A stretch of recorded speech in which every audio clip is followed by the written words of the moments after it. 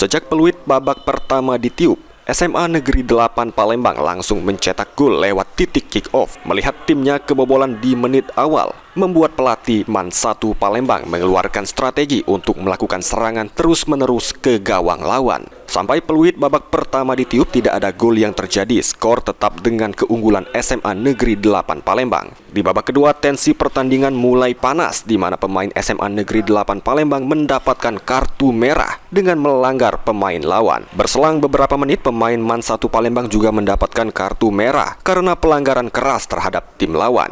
Pertandingan semakin memanas, tetapi hasil laga tidak berubah dengan kemenangan SMA Negeri 8 Palembang dengan skor 1-0.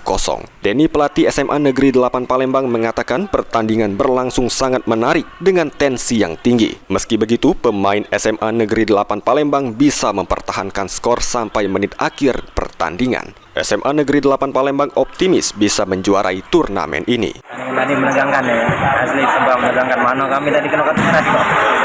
Padahal itu pemain tadi itu pivot andalan.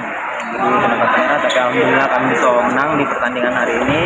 Kami bakal berjuang lagi untuk pertandingan besok. Insya Allah tujuan kami melaju sampai final dan juara.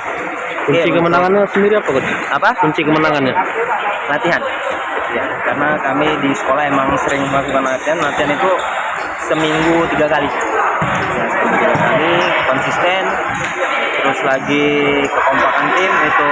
Sementara itu, Ayin, pelatih MAN 1 Palembang, mengatakan pertandingan berlangsung luar biasa dan tidak menyangka bisa kecolongan gol di menit awal. Menurutnya, anak asuhnya sudah tampil baik dengan berusaha menyamakan kedudukan. Iya, pertandingan tadi luar biasa ya. Kita kecolongan di menit awal itu, saya juga tidak menyangka gol itu bisa terjadi.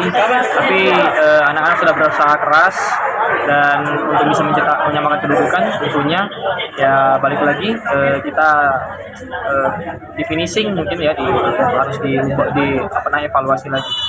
Untuk kedepannya bagaimana, Coach?